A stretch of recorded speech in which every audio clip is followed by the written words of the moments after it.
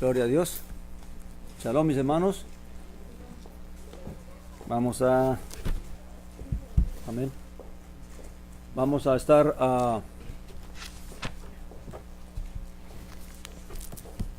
seguimos en el libro de Gálatas. Amén. Capítulo 4, versículo 23 en adelante. Ya esta mañana hablábamos de cómo Saulo trata, recordando que el espíritu con que se escribió la carta es buscando darle entendimiento a los Gálatas, que por la persuasión de otras personas tratan de apartarlos del evangelio que Saulo les ha predicado, les ha enseñado, y entonces ahora ellos están entrando en el peligro de apartarse de la verdad del evangelio que se les había dado, y ahora están cayendo en hacerse esclavos de los hombres. Amén. En entrar ahora a seguir las instrucciones y los mandamientos que los hombres les están insinuando que deben hacer, que deben guardar para poder ser salvos. Amén. Y dentro de esa explicación, ese deseo que él tiene, ese amor que él tiene de poder enseñarles, de poder revelarles el error que están cometiendo, entonces vamos a entrar en otra exposición que él hace, y en este caso una alegoría que él va a hacer para que ellos comprendan realmente cuál es la condición espiritual de los creyentes y de los no creyentes. Amén.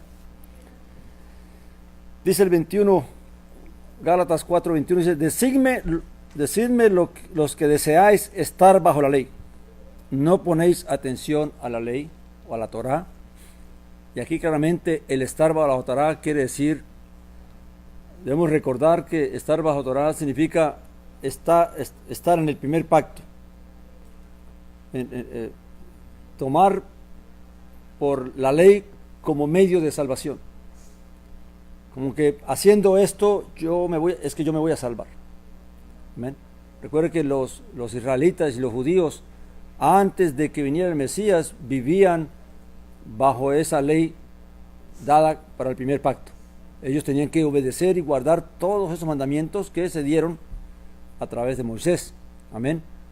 Como pacto para ellos poder realmente salvarse. Pero venida la salvación, venido Jesús el Mesías, Dios ofrece la liberación de ese primer pacto para entrar en un nuevo pacto, y ya no es por las obras, ya no es por que debemos seguir una serie de mandamientos y rituales y cosas, sino que claramente siguiendo la ley de Mesías, porque no estamos sin ley. Amén.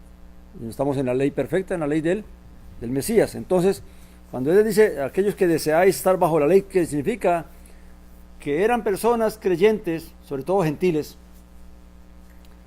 que habían venido a la fe en el Mesías, pero que ahora había un grupo de creyentes judíos o creyentes que venían eran gentiles, pero se habían hecho judíos. Recuerda que antes de que viniera el Mesías, antes de que viniera la fe, como una persona de las naciones se acercaba al Dios de Israel a través de entrar en el primer pacto. Amén. Entonces los judíos le exigían que tenía que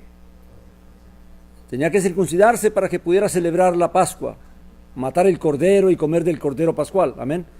Ahora, eso era antes de que viniera el Mesías. Si alguien de las naciones quería entrar a ser parte del pueblo de Israel y celebrar la Pascua y todo eso, tenía que circuncidarse físicamente. Pero ahora ha venido el Mesías, ahora muchas personas de las naciones se hicieron al judaísmo, se circuncidaron y guardaban la ley, entendiendo que así era como estaba establecido, ¿verdad? Ahora, muchos de esos que habían venido a la fe en Dios por medio del primer pacto, por medio de la circuncisión, ahora escuchaban del evangelio de Jesús el Mesías y veían que muchos gentiles estaban viniendo a la fe, pero no se estaban circuncidando. Y como a ellos se les había enseñado eso, y se les había dicho a ellos, entonces ahora ellos estaban convenciendo a estos gentiles, a estos creyentes, en Jesús el Mesías, que no estaban circuncidados, los estaban convenciendo o seduciendo para que se circuncidaran, porque si no se circuncidaban, entonces realmente no iban a ser salvos. Amén. Entonces mucha gente que recibió el mensaje de Saulo, muchos de los Gálatas, que recibieron el mensaje de la fe, de la salvación por la fe, sin obras, pues realmente parece que las bases no eran muy fuertes y entonces estaban cayendo en este moverse de esa fe que habían recibido, a ahora quererse circuncidar y estarse circuncidando y obedecer la ley como la imponía el judaísmo en aquella época. Amén.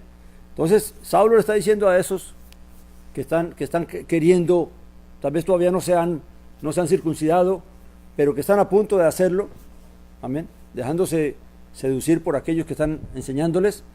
Dice: decime los que deseáis estar bajo la ley, no ponéis atención a la ley, porque está escrito que Abraham tuvo 2 hijos, uno de la esclava y uno de la libre. Claramente está haciendo referencia al primer hijo que tuvo Abraham con Agar, la egipcia, ¿ven? Y al segundo hijo que tuvo Abraham con Sara, que era la esposa de él, que era estéril, por lo tanto no podía darle hijos, ¿verdad? Hasta que Dios permitió que ella pudiera quedar embarazada. Amén. Ahora dice él, está haciendo referencia a eso, ¿verdad? Dice, el 23 dice: el de la esclava, o sea, el que tuvo con la egipcia, con Agar, nació según la carne, pero el de la libre según la promesa. Ahora, ¿qué quiere decir esto?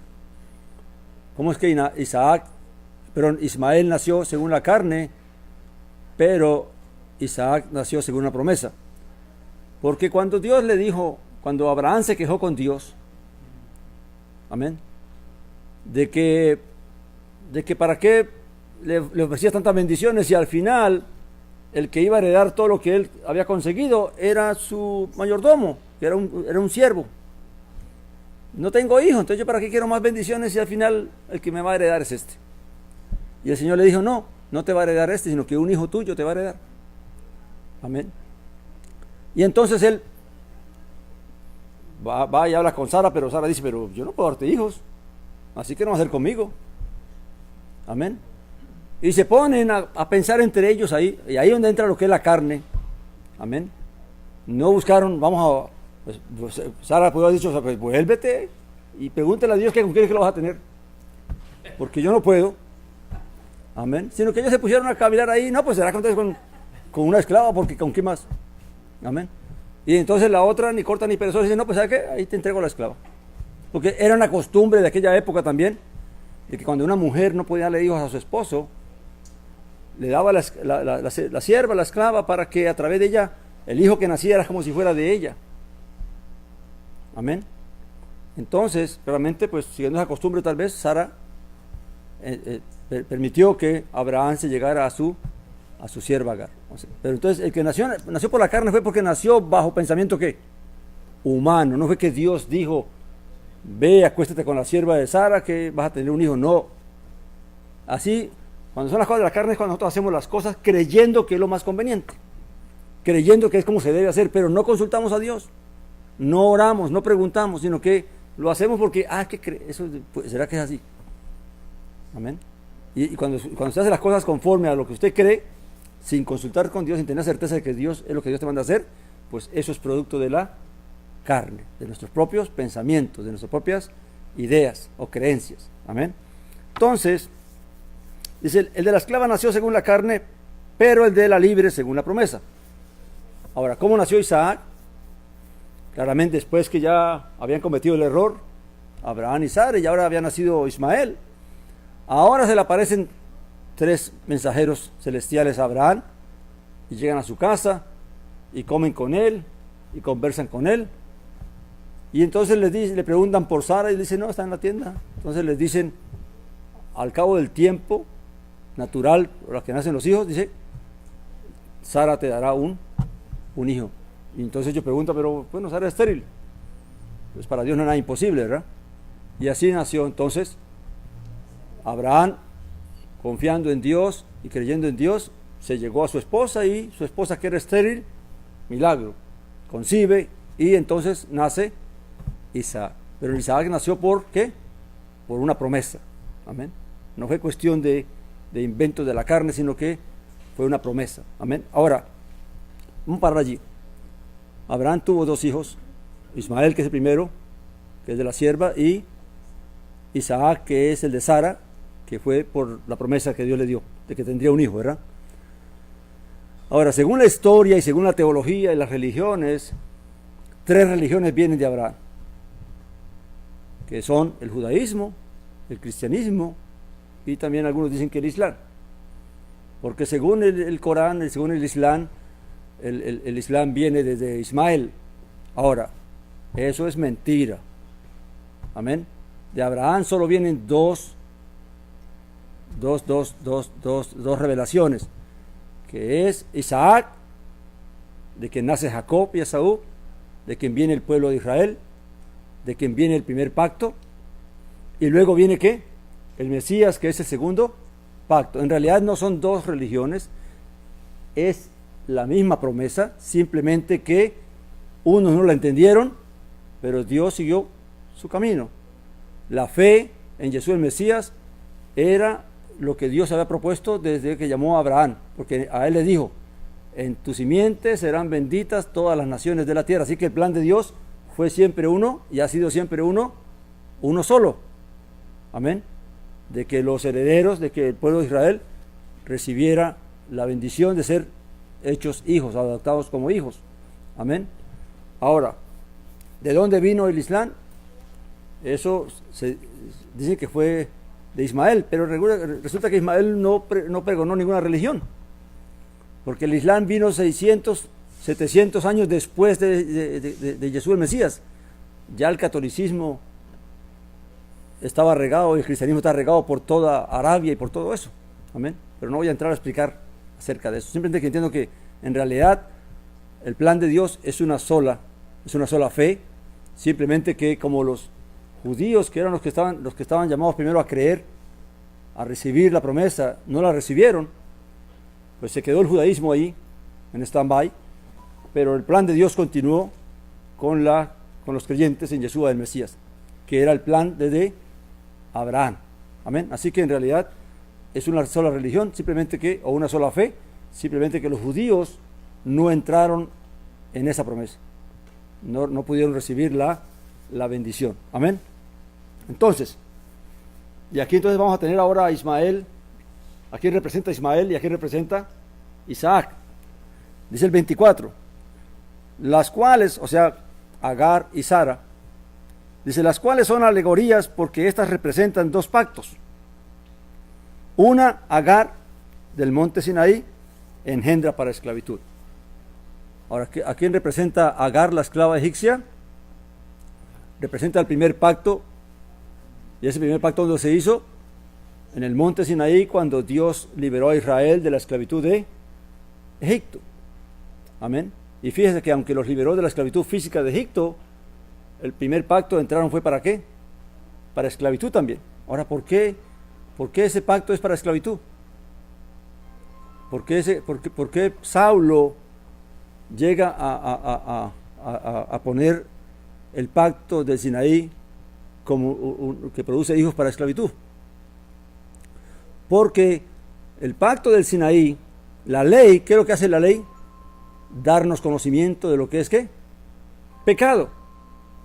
Pero no nos da el poder ¿para qué? Para obedecer. Por lo tanto, por cuanto uno no puede obedecer, los israelitas no pudieron obedecer toda la ley que se dio, entonces al final todos terminaron siendo esclavos ¿de qué? Del pecado. ¿Por qué? Porque todos ¿qué? Todos pecaron. No pudieron guardar el pacto. Entonces, el primer pacto producía ¿qué? Esclavitud, porque al yo conocer lo que es pecado y al no poder cumplir, obedecer todo el mandamiento, entonces termino siendo ¿qué? Esclavo de pecado. ¿Qué dijo Yeshua decíamos esta mañana? Cuando les dijo, si ustedes permanecen en mí, seréis mis discípulos y conoceréis la verdad, y la verdad os hará libres. Amén. Y replicaron los judíos, pero no hemos sido esclavos de nadie. Entonces él les dice, el que practica el pecado es esclavo del pecado. Lo que no entendían los judíos era que no se trataba de esclavitud física,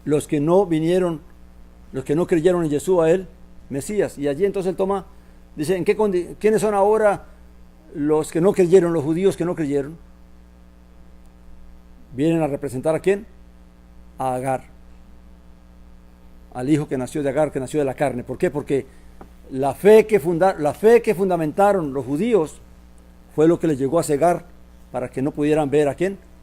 A Yeshua el Mesías, sino que pusieron su confianza en que esa fe, esa religión que ellos estaban practicando era suficiente para ellos ¿qué? Salvarse, como dice Saulo en el libro de Romanos capítulo 10, dice, por cuanto quisieron establecer su propia justicia, no se sometieron a la justicia de Dios. O sea, no creyeron en la justicia de Dios y creyeron que a través de seguir todas las tradiciones y todos los rituales, ellos podían alcanzar la vida. Amén. Entonces, Saulo está estableciendo que ese judaísmo, que ese pueblo que estaba en el primer pacto, que no creyó, vino a ser como Ismael, producto de la carne, de su propio pensar. No siguieron a Dios, sino que creyeron, pensaron que era así y decidieron seguirlo. Igual que hizo Abraham con Sara cuando se le dijo que iba a tener un hijo, pero no sabía de quién. Amén.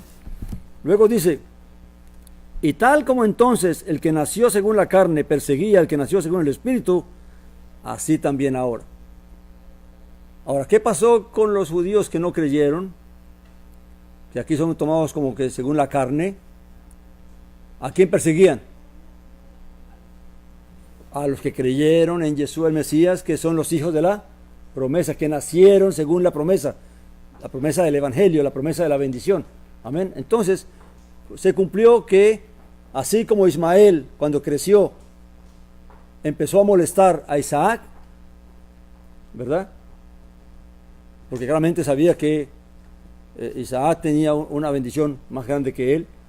Claramente, él, que fue lo que produjo que después Sara dijera, ¿sabe qué? Echa a tu hijo, porque no heredará con mi hijo. Amén. El hijo de la esclava no heredará con el hijo de la libre. Amén.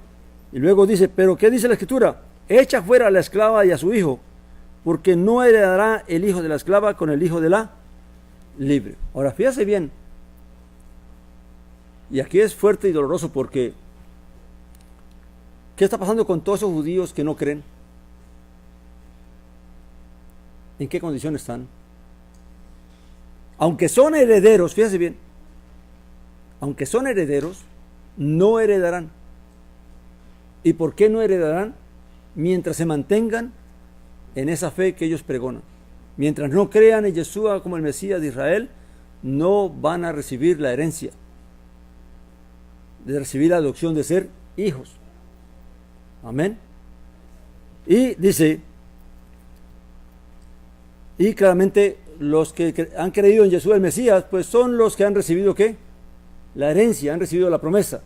Tanto así que Pedro en el primer discurso que da a los judíos les dice, porque Yeshua el Mesías que murió, a que ustedes mataron y resucitó, y Dios lo resucitó de los muertos, es el que ha derramado esta promesa que estaba del Espíritu Santo.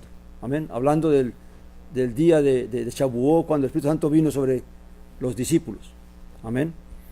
Luego dice, por tanto, hermanos, no somos hijos de la esclava, sino de la libre. ¿Y por qué le dice esto a los Gálatas, que son creyentes? Pues simplemente le están diciendo, bueno, ustedes han sido hechos hijos de Dios por medio de la fe. Ahora quieren volverse allá, quieren irse a no heredar nada, cuando ahora tienen todo para heredarlo, cuando hemos recibido las aras del Espíritu, que son las aras de la herencia. Amén.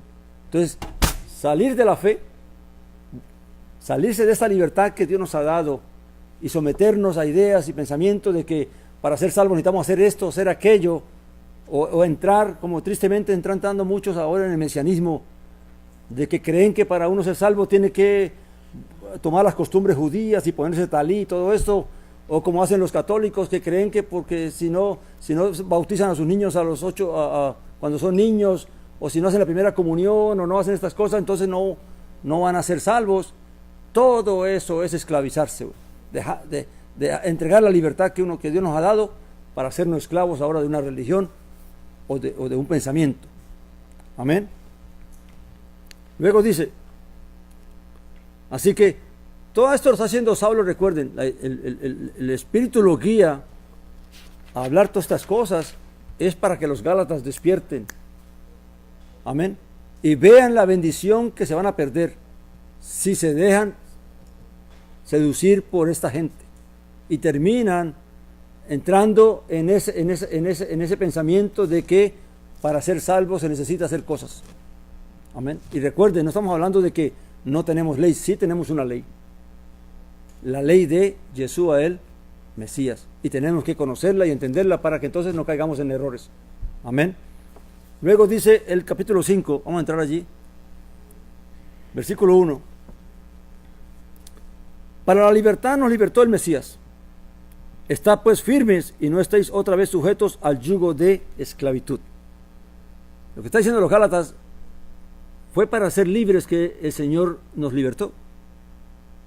No para hacernos esclavos de pensamientos, o de tradiciones, o de rituales, o de cosas de los hombres, o de mandamientos de hombres.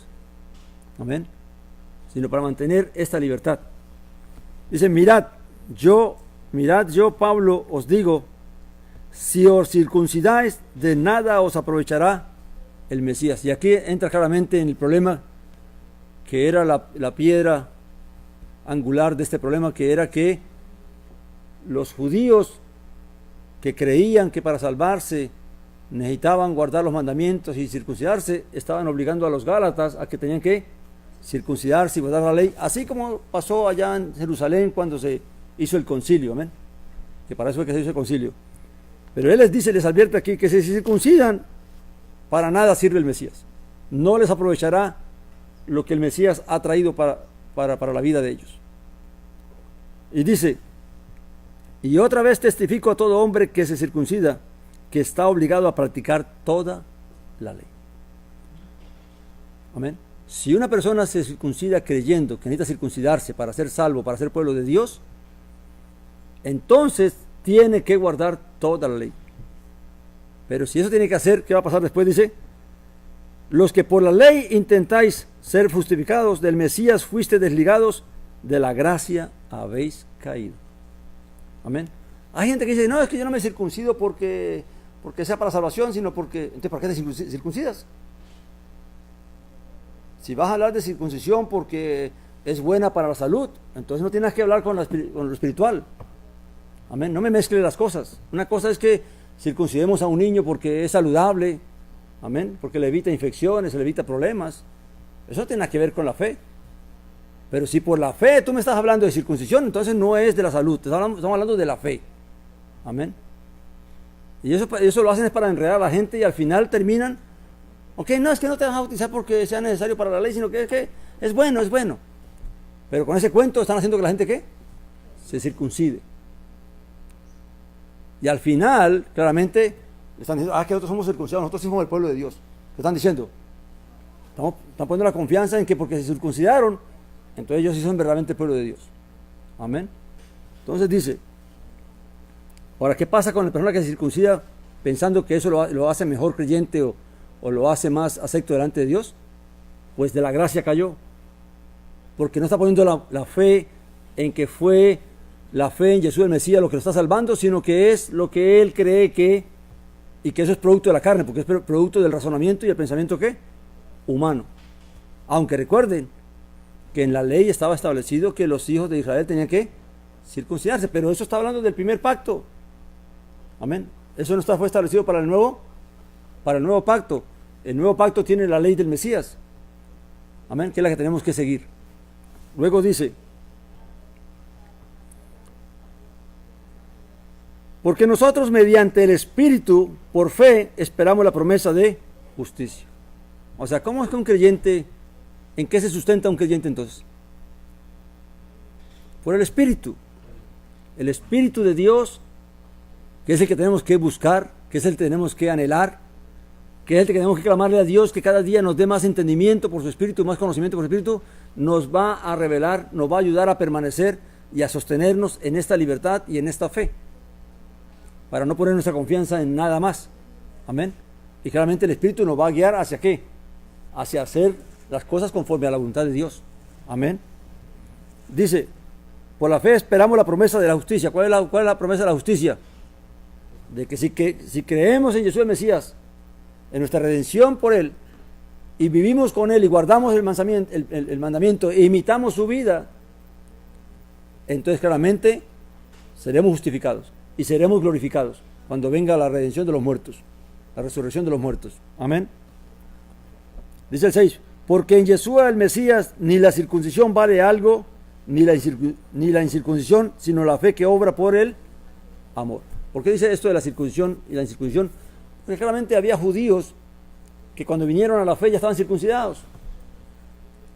Pero no porque ya estaban circuncidados eran mejor que los gentiles que venían que no estaban circuncidados. Delante del Señor, judíos circuncidados, gentil no circuncidados, son lo mismo. Lo que importa es la fe. Lo que importa es que obedezcan a Dios, que guarden la fe, que crean en la justicia de Dios. Amén. Ni la circuncisión lo hace más, ni la incircuncisión lo hace menos. Amén. Para los que ya son creyentes. Dice, sino la fe que obra por el amor. Claramente, la fe que tenemos se demuestra a través de ¿qué? Del amor que obra, porque ¿qué dice Efesios? Lo estudiaremos más adelante cuando dice que porque fuimos creados en Yeshua el Mesías para buenas obras. Amén. Pero no para ser salvos por las obras, sino para eso nos creó Dios, para que hagamos buenas obras. Amén. El 7 dice, corrías bien. ¿Quién nos estorbó para no ser persuadidos por la verdad? Y aquí claramente empieza a cuestionarles, ¿verdad? Ustedes venían bien. ¿Y quién vino ahora a trastornarles el pensamiento? A persuadirles y no seguir la verdad. Y aquí una vez más tenemos que aclarar que Saulo estaba convencido de que el evangelio que él predicaba era la verdad y era conforme a la verdad. Amén. Él no tenía duda de eso. Dice el 8, esta persuasión no procede de aquel que os llama. O sea, esto no viene de Dios. Esto no viene de Jesús el Mesías. Esto viene de otra parte. Persuadir a los hombres a poner su confianza en que por hacer esto o hacer aquello van a ser mejores, eso no viene de Dios. Amén. Por eso es que uno pregunta, todas estas religiones que imponen todas estas normas y costumbres y rituales, ¿vino eso de Dios? ¿De dónde vino eso? De la carne, de los hombres. Y la gente está ahí esclavizada de esos mandamientos, de esas tradiciones, de esos rituales. Amén. ¿Por qué? ¿Por qué? ¿Por qué es que el engaño viene? Dice la Escritura. ¿Por qué Dios permite que el engaño viene? Dice, porque no amaron la verdad, sino que amaron la mentira. Amén. Y aun cuando se hable, y aun cuando se revela en la Escritura, por eso es que la mayoría de las religiones no estudian la Escritura. ¿Por qué? Porque saben que en el momento que ellos realmente, y si la estudian, la tuercen. La tuercen para que la persona no pueda comprender y entender realmente qué es lo que debe hacer. Porque si usted lee un montón de comentarios, se va a dar cuenta de que hay personas que explican otras cosas diferentes de esto. Porque la tuercen para poder acomodarla a lo que ellos quieren realmente cautivar a las personas. Amén. Pero el sentido es claro. El problema de Gálatas es que los Gálatas estaban siendo desviados de la verdad y estaban siendo desviados a poner su confianza en las obras de los rituales, de las tradiciones, de los mandamientos del primer pacto que ya no es necesario seguir para poder ser salvos. Ahora, recordando que claramente los creyentes tenemos una ley que se conoce como la ley perfecta, la ley de Yeshua el Mesías. Porque hay muchos que dicen, pero es que ya no vivimos por la ley, sino que por la gracia. Sí, ya no vivimos por la ley del primer pacto, pero no estamos sin ley. Amén. Porque la gracia no es libertad para libertinaje, sino que es para realmente obedecer a Dios conforme el ejemplo de Jesús el Mesías. Amén. Dice, esta persuasión no procede de aquel que os llama, un poco de levadura leuda toda la masa. O sea, si Saulo no actúa rápido, ¿qué va a pasar? Que solo basta que unos empiecen y los demás se van a contaminar y todo el mundo va a querer hacerlo. Solo basta que haya un poquito de pecado, un poquito de libertinaje para que todo el mundo quiera a ser libertino. Amén. Dice el 10: respecto de vosotros yo confío en el Señor, que ninguna otra cosa pensaréis, pero el que os perturba llevará su castigo, quien quiera que sea. Fíjate bien, que lo que le espera a todos estos líderes que han enseñado mentira, que han desviado al pueblo de la verdad y que sostienen esa mentira hasta el día de hoy, no van a quedar sin castigo. Amén. Una cosa que me llama la atención es que la Iglesia Católica se atreve a asumir la autoridad para declarar quién es santo y quién no es santo. Amén. ¿Cuándo un hombre puede decidir quién es santo y quién no es santo? O establecer reglas para decir cómo se declara santo o cómo no se declara santo. Amén. Todo eso vino de los... Amén. Todo eso viene por cosas de ¿qué? Del razonamiento y pensamientos humanos. La Escritura llama que todos los creyentes que perseveren en la fe y permanecen en la fe son santos. ¿Por qué? Porque fueron santificados, porque tienen el don del Espíritu Santo en sus vidas. Y eso es lo que nos santifica, nos aparta, nos consagra para servir a Dios. Dice, el 11 dice: y yo, hermanos, si aún predico la circuncisión, ¿por qué soy todavía perseguido? Así pues queda anulado el escándalo de la cruz. Una de las cosas que estaban haciendo estas personas, que estaban induciendo o persuadiendo a los Gálatas a circuncidarse y a poner su confianza en las obras de la ley, era que decían que Pablo estaba de acuerdo con eso, que Pablo predicaba la circuncisión. Amén. Y entonces él les dice: si yo predico la circuncisión, ¿por qué entonces aún me persiguen? ¿Por qué sufro persecución todavía? Claramente porque era mentira, era engaño. Es la forma como las personas, la maldad guía a los hombres para torcer las cosas y entonces poder sembrar su semilla en aquellos que los escuchan. Recuerda, el propósito de eso ¿cuál es? Dominarlos, poder tener autoridad y control sobre ellos para entonces ahora guiarlos como ellos quieran. Amén. Si no, vean un poquito la historia de la Iglesia Católica para que veamos, y del cristianismo, para que usted vea todas las cosas que se han torcido y por qué razón se han torcido. Amén. Dice: así pues queda anulado el escándalo de la cruz. Claramente, si Pablo predicaba la circuncisión, entonces ¿para qué predicar la cruz? Si para ser salvos necesitamos circuncidarnos y guardar toda la ley como antes y vivir como el primer pacto, entonces ¿para qué un nuevo pacto? ¿Para qué la cruz? ¿Para qué el Mesías? Amén. Entonces claramente eso anulaba. Poner ese pensamiento, poner esa idea de que para ser salvos necesitamos hacer esto o aquello, es anular la cruz, es anular el Evangelio, es anular la vida del Mesías. Amén. Porque nuestra confianza y nuestra fe tiene que estar puesta en Él. Amén. Y aquí dice algo más fuerte, dice el 12: ojalá se mutilaran los que os perturban. ¿Y sabes lo que quiere decir con eso, verdad? ¿Sí entienden eso, verdad? De mutilarse, que se corten. Amén. Hasta llega la cuestión de la locura de querer desviar a los Gálatas de la verdad del Evangelio. Como dijo el Mesías: en el mundo tendréis tropiezos, pero hay de aquellos por quien venga ¿qué? El tropiezo. Mejor le fuera ¿qué? Que se colgara una piedra de molino y se tirara al fondo del mar. O sea, mejor suicídate mejor antes que hacer el mal. Amén. Fíjese hasta dónde llega lo que es la gravedad de desviar al pueblo de la verdad. Y tristemente hoy usted ve una muchedumbre de cristianismo, pero ¿a quién siguen? ¿A quién obedecen? Amén. ¿A qué Dios conocen? Amén. Luego dice